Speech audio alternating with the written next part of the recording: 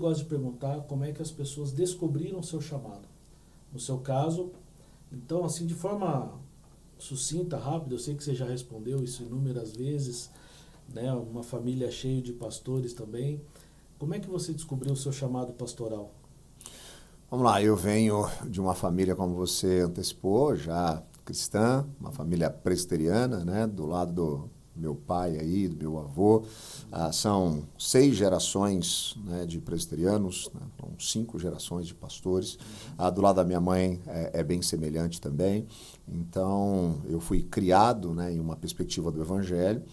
Mas eu acredito que em um determinado momento da minha adolescência, a partir de um discipulado intencional por parte de um pastor, as coisas ficaram mais claras para mim e a partir daí me envolvendo, né, na dinâmica tanto da igreja, do serviço da igreja, como também em outros ambientes, né, que têm uma perspectiva de evangelização, como para-eclesiásticas, no meu tempo de faculdade de comunicação, junto da Aliança Bíblica Universitária, a ABU, que é uma organização para-eclesiástica dentro das universidades que também tem essa perspectiva da evangelização.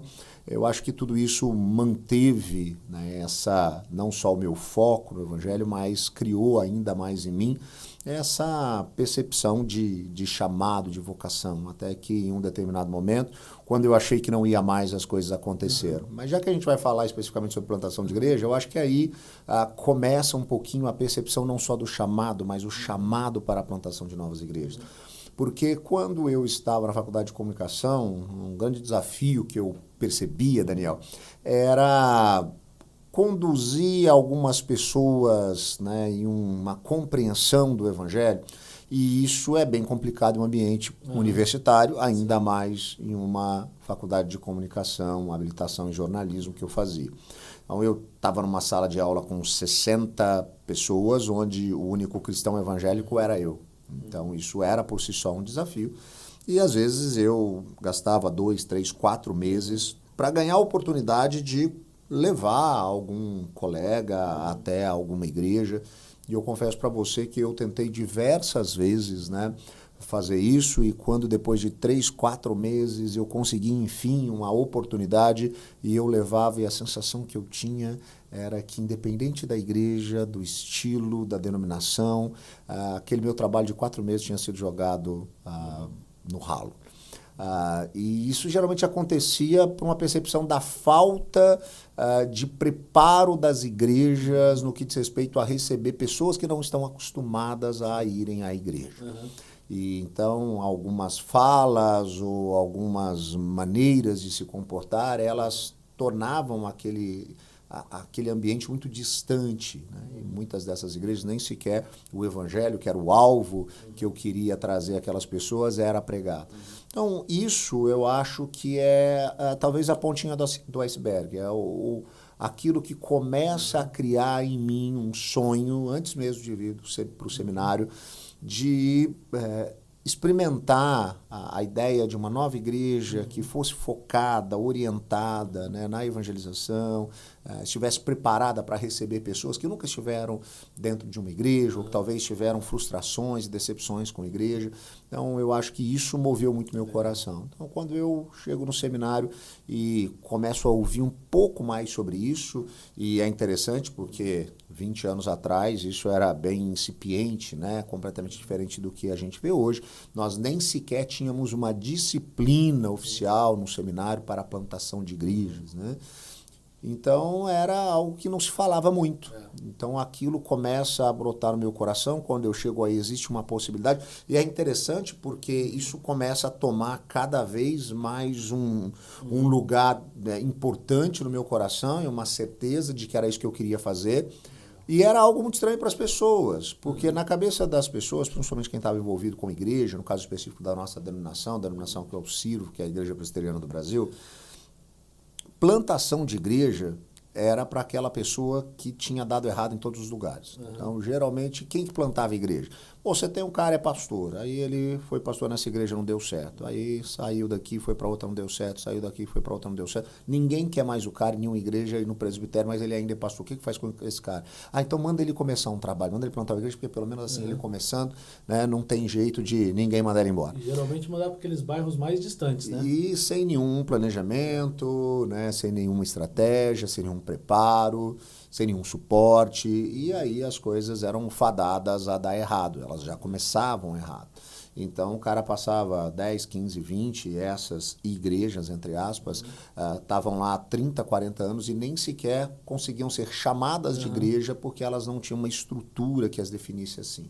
Então, isso é um negócio muito complicado. Então, quando eu começo a falar, não, eu quero plantar igreja, para algumas pessoas a resposta era, mas você não precisa disso, você tem uma boa formação acadêmica, você tem um pedigree de família que dá na igreja, você vai conseguir um campo, você não precisa plantar igreja.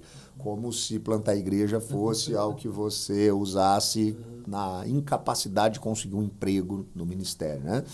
E então isso acaba sendo para mim um grande divisor de águas. Eu acho que isso aquece meu coração. E aí começa uma trajetória, como eu disse, né? Já se vão aí 20 anos de sonhar, de estudar, de me preparar dentro dessa área. A minha formação, inclusive, acadêmica, ela toda caminha nessa área, né? Eu falei da minha formação na área de comunicação, eu sou jornalista, me especializei na área de marketing, mas eu venho para o seminário estudar teologia, quando eu termino eu faço uma pós-graduação nessa área e mais tarde eu vou para fora do país para estudar especificamente, né, nessa área. Eu tenho um mestrado na área de plantação de igrejas, né, pelo Lancaster Bible College, uma universidade da Pensilvânia, exatamente, né, nessa perspectiva.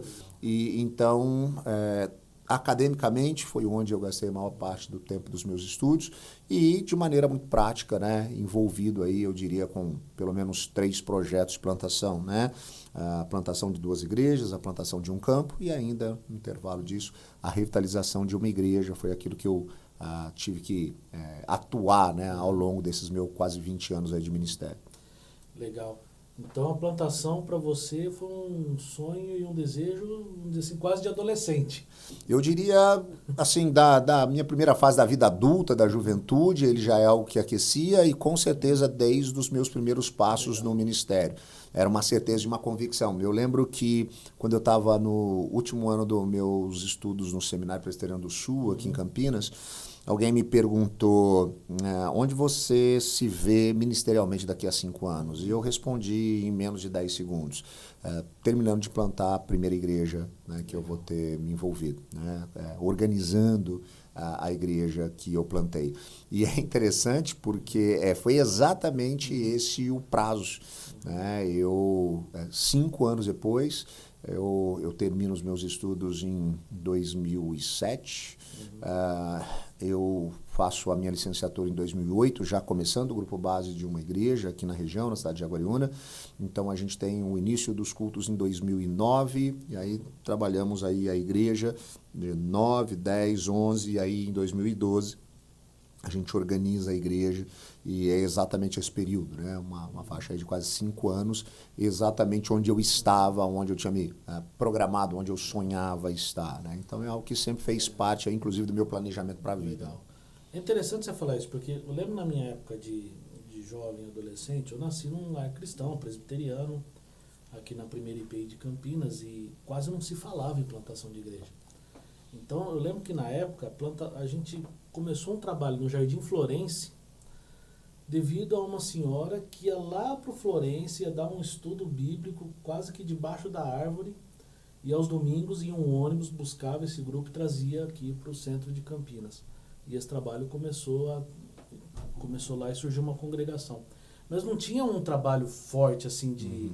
Eu não ouvia nada assim tão profundo como se fala hoje sobre plantação de igreja.